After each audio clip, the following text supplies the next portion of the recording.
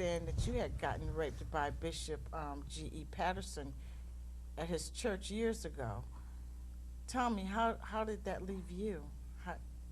Well, have you started a healing process from that? I've been healed from it, but I think I have missed some of my calling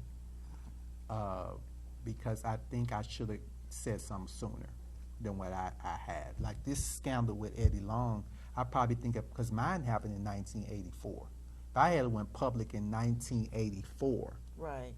This happened in 2010, and the world ain't shaking this at all. Right. Can you imagine if I would have said something in 1984? That was before time. The whole it would have right. shook right. the planet, because back then those things weren't heard of. I think, and what I think my crusade, my compassion now is for a lot of the young men who are joining these churches and are being targeted, and it's going on. So what would you say to these young men? How can you help them? Because they're in a situation, they look up to this person, and they don't want to say anything. They're afraid, because they're afraid people won't believe what they're saying. So how do you think you can help them? How can you help them step away or ask for help, and people will understand and feel compassion for them? They are the victims. I think what's wrong is that my situation was quite different from a lot of the other young men in the church. I really wish I had said something now.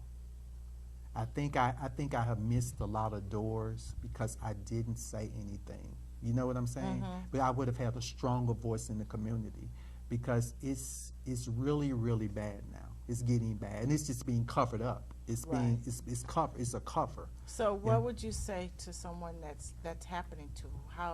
Who should they reach out to? How can they get help? It's hard because it's so many I'm doing it, Daisy. It's really dark now. It's a dark hour, and that's when I wish I had said something, because I had saw on the news probably like 3 weeks ago, or what this place where they have it set up here in Atlanta, where a lot of the young children are being thrown out because they're young children, because their young 16, 17-year-old children are being thrown out the house because they're feeling these emotions for another man or a woman, you know, a woman feeling for another, and their families are just throwing them away. And there are people that are born that way. Right. Yeah, so I am really seeking God. I want God to put me in a place where I can be a mentor for this, because a lot of them are being victimized in the church. And the church is really becoming a corporate business now. It's not about like it used to be. It's and they don't know what to do. It's so many of them doing it, till it's hard to turn to somebody to pull them out of and say, look, because if it is a choice for some people. Everybody wasn't born gay. Like when it happened to me, I wasn't born gay. I got raped in the church. So it laid me on a path of messing with some men. Mm-hmm. You know, but a lot of people, they were born gay. They were born feeling that way for the same sex. My situation was different. So at some point, I had to face it and say, look, Lerone, do you want to be gay or don't want to be gay? Right. You have to make a choice. I had a choice to make. But some people don't. Some people don't have a choice. And when that comes... Mm-hmm. When that happens to them, they feel like this is where they're supposed to be, and they don't know how to ask for help. Correct. But they need to know. I think a lot of them, when I'm sensing the Spirit God's telling me, some of them just want to be heard. At that age, you may not know what you want. You're too young. You know what I'm saying? All you know is you're feeling something that you're looking at one thing between your legs, if I can say that. Right. And you're being taught that it's not normal. So no one's ministering. I think a lot of people just. And then we're living in an hour, too, where people are just looking for love. Right. If they're not getting it at home, they're going to be in search of it. And sometimes, if you're not strong, you'll find yourself going into the arms of something that's... Because they're giving you the love that you crave. Yeah. But so even though you may not even feel that way, but if someone's giving you love, then you fall in love with them. It doesn't matter whether it's a male or a female, if they're giving you the love that you crave. And this is the sad thing about, I know there was an incident that happened with the Kim Burrell scandal on the about a month ago. She got up and bashed the LGBT Right. I heard that. And she got backlash from that. In the old Lerone, I've grown so much.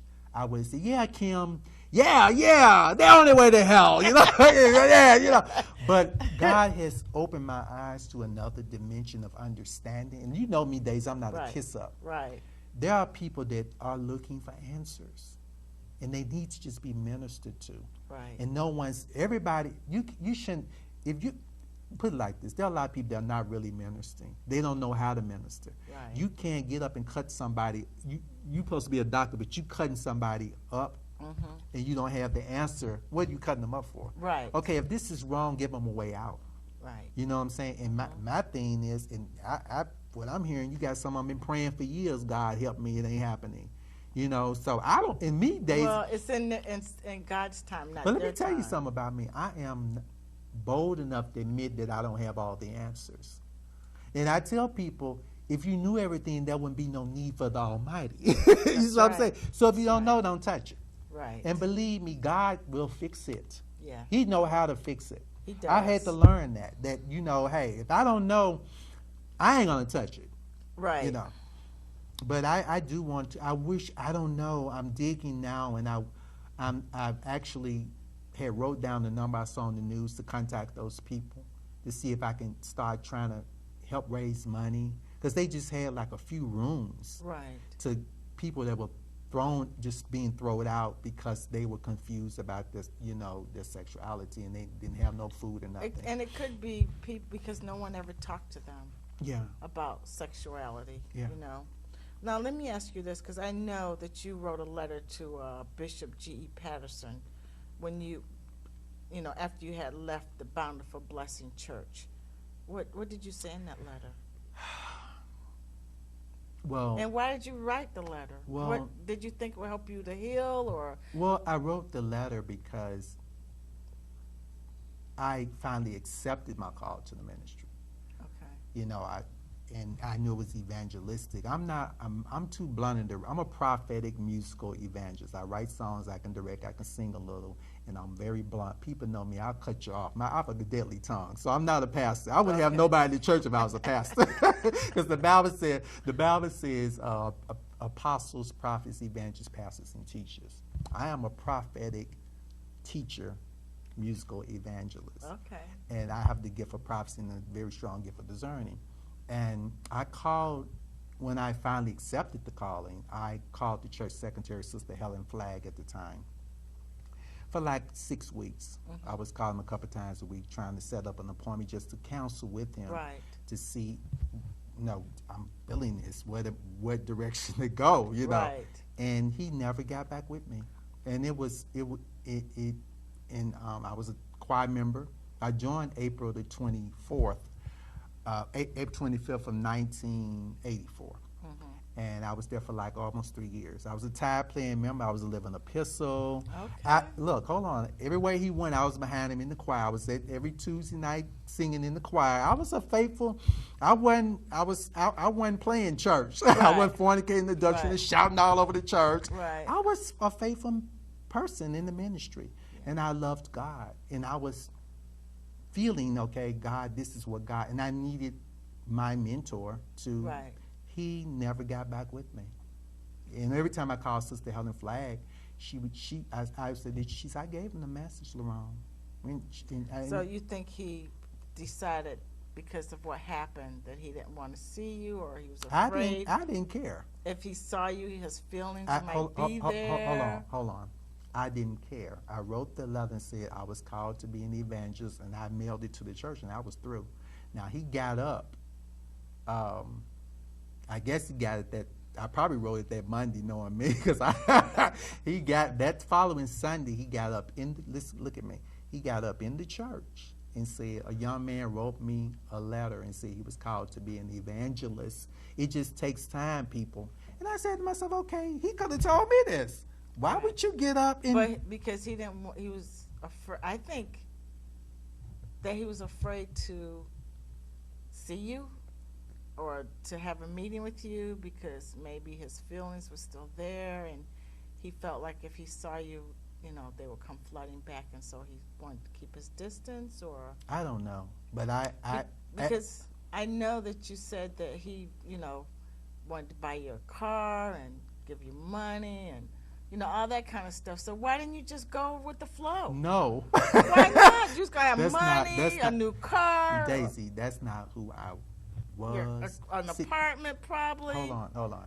You have to understand what my mother gave me cars. When I graduated, my mom bought me a car. Mm-hmm. And I have a very, let me tell you something about me. My great-grandfather was born in 1899. And I'm going to tell you something. He pastored 3 churches, okay? And my cousin is Josephine Baker, the icon. My aunt is a gospel pioneer. Okay. I have a family legacy. There was nothing he could do for me that I didn't already have. Now, let me minister to you on this too, before you move too fast. Being under that ministry, I saw how I look at a lot of the young men, how they get started in their lifestyle. Mm-hmm. These ministers will offer them things and and they take it. Right. He couldn't do nothing for me. And I think he couldn't do nothing for me. I think if I would have stayed under ministry, one with, like you said, with the flow and along with the energy, I would be a married bishop sleeping with men. They got a wife like they are. I know how it goes with a lot of them. They get in there and they go with that energy and they get them while they're young. Right. That wasn't who I was. And that's not who I am. I don't need you to do nothing for me. I'm a grown man. Right. And I think maybe that was another reason why he was probably a little drawn to me, because I loved him. I wasn't in love with him. He was a mentor to me. Right. And I think he knew that I cared about God laws, and I loved him, but I wasn't in love with him. But he was obsessed with you, so how come you... Well, I think he was. He was, but Daisy, I couldn't stay there. I mean, God wanted me to minister. And since he wasn't willing to tell me to wait or Lerone, this is what you need to do, I heard the voice of God. Right. And I had to do what God told me to do. And if I had stayed there, I would be in his shadow of a lot of preachers that are still sitting there now. Right. Right. I am the most, and I'm being honest, I'm the most famous thing came out the church. So I am. Yeah. I mean, I left and stopped on TV ministry. I started doing crusades. I've been in hundreds of newspaper clippings, and I have work. But see, if he said it takes time. When I've done mine, what I'm saying. So when you started, you mentioned the crusades. When you started trying to do the crusades, what happened? Tell me what happened, because it didn't turn out the way you thought it would. It should have turned out. Well, they did, but I was having hard times getting churches to appear in the churches because. Do you think you were blackballed? He called his friends. He did, because my a lot of the ministers, you got some two-faced people. Sometimes you think they're your friend, and I had some people that really told me, so okay, he called. I had a few preachers that really gave it to me. So there were good ministers there, but they told me that he put the word out that if you ask for a church, don't give it to you. And I had a few people, and I had a radio DJ came to me and told me, 2 radio DJs told me that he actually called the state, said if I send my announcements not to announce my programs. And I think he did it thinking that if he could shut me down, he would draw me back to him. Right. Yeah, but it didn't work. It didn't work. It made me fight harder. Did he call you and say, I got something over here for you? I can give you some dollars, or I can give you... He would give me, he gave me, one time he gave me $1,000 after church. I mean, I never asked him for anything. But he thought giving you that money that you would, like, maybe come back? Daisy, I loved him, but he was a mentor to me. That's it. But he wanted more. I think he did. I don't want to talk too much. But I couldn't give him that. I wasn't there. And I think that it was, it was a situation. It was difficult. I ran into him at the post office one time. And so what happened? Did he acknowledge you, or he pretend you weren't there? Oh, no, he didn't pretend I wasn't there. He knew I was there. I know, but I'm saying, did he say hi? No, he told me to come to the car. So when you went to the car, what happened? I'm like, yes, because my sister saw him first, and because my back was turned, and my sister said, "Go GE," and I'm like, so, and when I looked around, he said, well, he was smiling, and I'm like, okay, and I went. He said, "Lerone, come back to the church." I said, "I'm not coming back." He said, "Lerone, please come back." He said, "Things will be better." You know, I said, I can't do that. I said, I have to do what God called me to do. Right. And so, but he went, and when I left, I went back to my old church. He went to my old church. They was Faith Temple Church God Pentecost. It was an independent denomination where I went to Bound for Blessings. He went to my pastor when I went back and asked him to come under his jurisdiction. He was trying to pull me back to him. Right. And I'm like, and then I left my old church and went to another. I was trying to get away from him, but he kept Following you? Yes. Not following you? He was, Well, I think he thought that if he could, he was trying to pull me back to him. right, but you I- was resisting. Because he probably thought maybe people that, a normal person, you know, would have probably came back and just, you know, But yeah, did what he had a because lot. he has power. He was a right? powerful man, but Daisy, you have to understand how old I was and what I came out of. Right. I had a legacy. Yeah. My ancestors, I don't think his ancestors in it. Probably Bishop Mason is in the history books, but I don't think his ancestors, my ancestors are in the history books. Josephine Baker's in the history books. Bob Casella's in the history books. They weren't making, my aunt is a pioneer that paid the gospel industry out. Josephine Baker, my cousin Josephine was born in 1906. Right. I have a family. I didn't Right. need him for anything. Okay. And I'm not being cocky, but I didn't. So Right. to somebody who don't come out of nothing. They might- And see, I felt like he should have respect me for not wanting to use him. I'm not a user. But he wasn't thinking of that. Well, that was his problem. Because I mean, because that's just not who I am. Right. All respect to the man. I did admire him. This is not an interview of degrading him. Right. I'm just letting you know where I was and where I stood in my life. Right. So I think you said this happened, what, 1986? I left in 86. And I left in November of 86. So do you think had you gone public about the sexual assault back then, how would that? I regret that I didn't. Why? Why did you Because, regret it? like I said earlier in the interview, I would have had a stronger voice in the community. People would know me enough. I would have enough note. I am really, really grieving for the other Lerone Bakers that are coming behind me, because Daisy, this is a serious, serious, serious issue. Right. And I would have had a stronger voice. And I meant well by not saying something, Right. but I think I blocked an ultimate calling that God made. I think sometimes God, we go through things for reasons. We do. But I'm strong and very fortunate. A lot of people have not. You got some people who would have committed suicide or went all into. You got people who have been raped and molested, and now they're dressing up. They're confused inside. Right. There's a lot of confusion. Right. And families are reject. I've always been I've always been a very strong person. I just. Well, that's good. God has just made me. God, the glory. Right. He just always made me Right. very strong. Right. And I'm not a person that you can break. And I don't go with the flow because it's popular. This is not who I am. So you said that G.E. Patterson, you admired him. You know, you loved him as a mentor. But he wanted to control you. He was Right. he was very controlling. I mean, he was the type. The other ministers, they kind of did what he said. You know, I could see they flocked to him. I was very independent, and I didn't feel the need to flock to him. He couldn't control me. He couldn't control me. And he was the type of person that if he didn't get his way, he would probably try to sabotage you or block you. Okay, so know. you think he emulated the color purple? He did. It was in my